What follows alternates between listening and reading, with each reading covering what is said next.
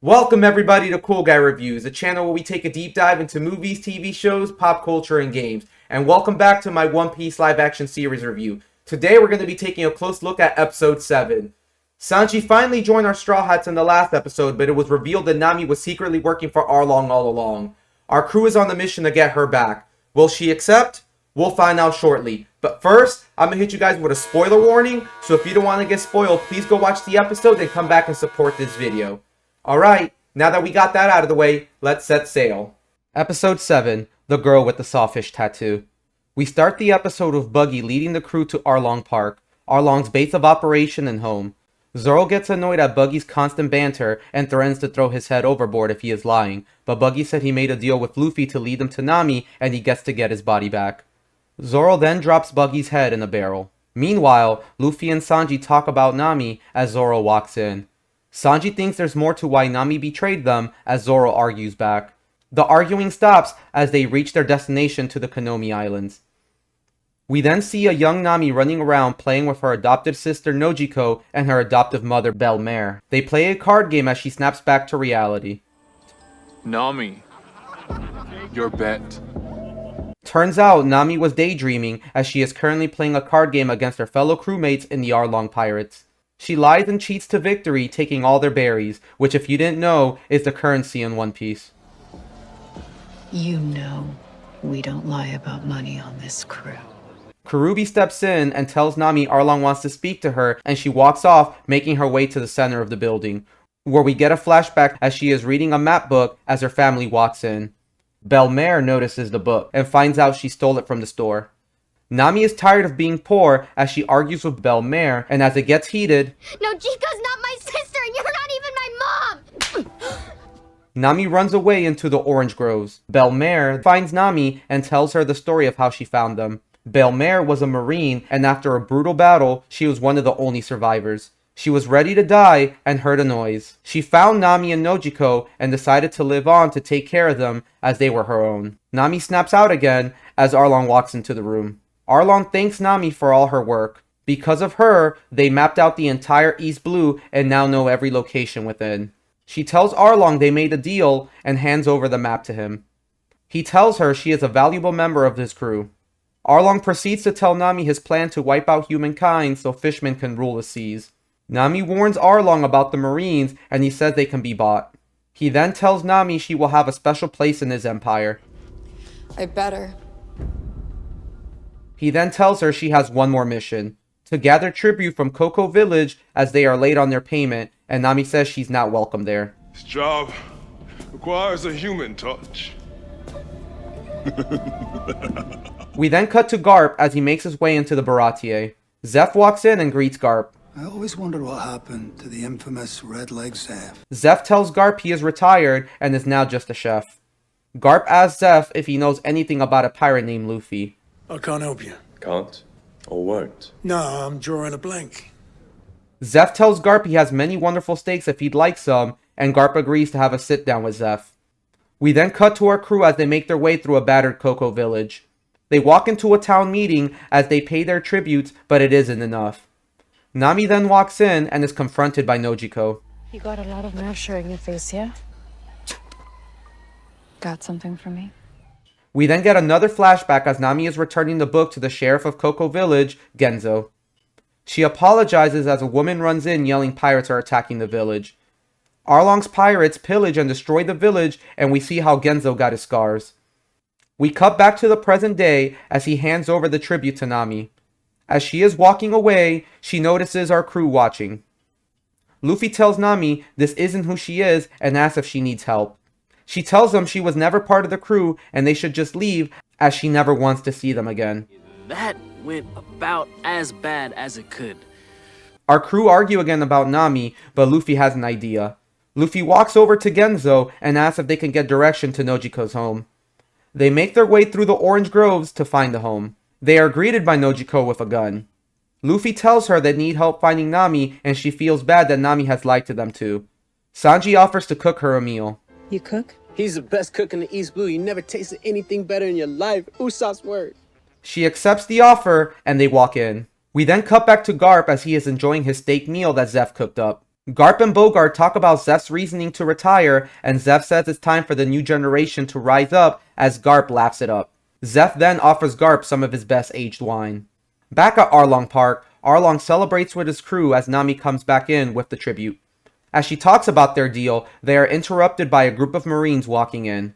Marine Captain Nezumi tells Arlong they have been stirring up a mess around the Konami Islands, and Arlong bribes them off with tribute money. Nezumi says they will need more as it's getting harder to cover for him. Arlong then invites Nezumi to his quarters for negotiations. Back at Nojiko's home, they are all enjoying Sanji's cooking. They ask about Nami again, and she proceeds to tell them the rest of the story. She tells them that the day that Arlong attacked the village, they ran and hid inside a hidden room under the floors. Arlong barges in, and they tell Belmare they require 100,000 berry per adult as tribute, and she hands the money over.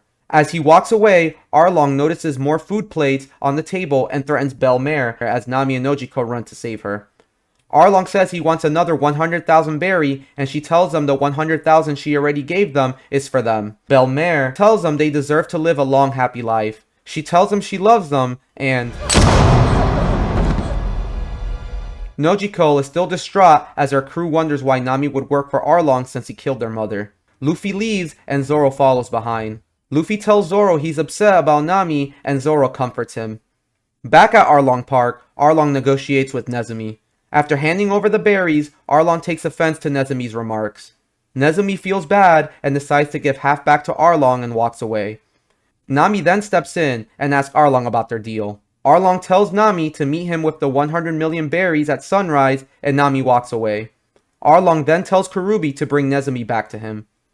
Back at the Baratier, Helmeppo and Koby talk about their mission as they drink by the bar. Helmeppo wonders why Garp is obsessed with Luffy, and Koby blurts out, Garp is Luffy's grandfather. The bartender overhears them and gives them info on how to find Luffy for a price. Meanwhile, Garp and Zeph continue to talk about life experiences as Garp gets tired of Zeph's stories. Garp tells Zeph to stop, and Zeph tells him he doesn't want to get into the middle of any family problems. He tells Garp Luffy reminds him of a younger version of the former king of the pirates, Gold Roger. And look what happened to him. Garp doesn't want Luffy to suffer the same fate as he did. Helmeppo and Koby walk in to tell Garp the news they received, and he tells them to get ready to set sail to the Konami Islands. Zeph stands and tells Garp to learn and let him go, and that it's time for the next generation to take over. We'll see about that. Back at Koko Village, Nami goes to her mother's grave to dig up the berry she hid away. Nojiko just so happens to be nearby and gets upset Nami is desecrating their mother's grave. She takes the shovel and hits the chest as berries start to pour out. Nojiko thinks that's the money that Nami has been taking from the village, and Nami tells her she doesn't understand. They make me understand. We then get another flashback as a young Nami walks up to Arlong and tells Arlong she wants to join his crew, as Arlong laughs it off.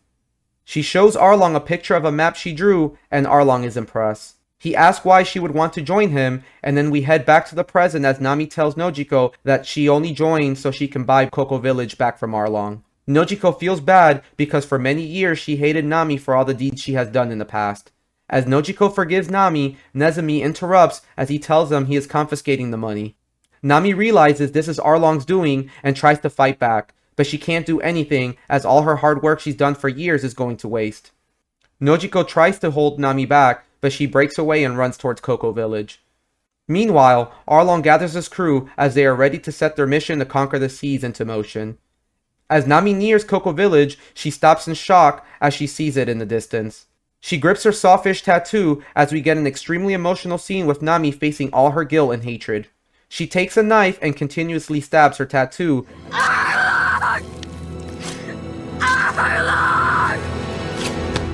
as Luffy grabs her hand.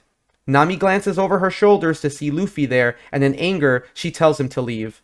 Luffy just stands there as Nami breaks down and turns to Luffy.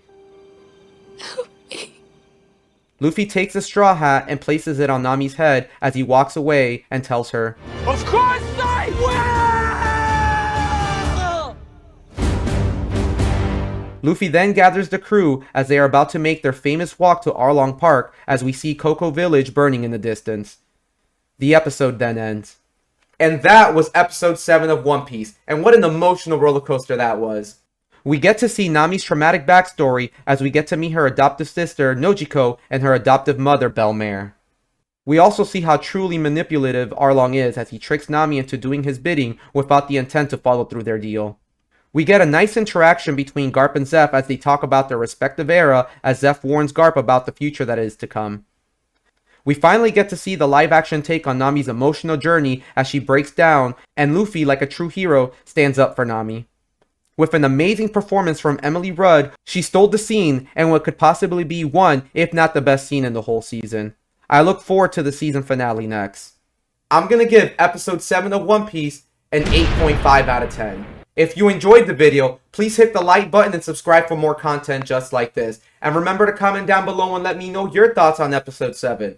I'll see you guys on the next one, but until then, just remember not to have Buggy around if you're prepping your bombs. Tick, tick, tick, tick, tick, tick, tick, tick, tick, tick. Boom!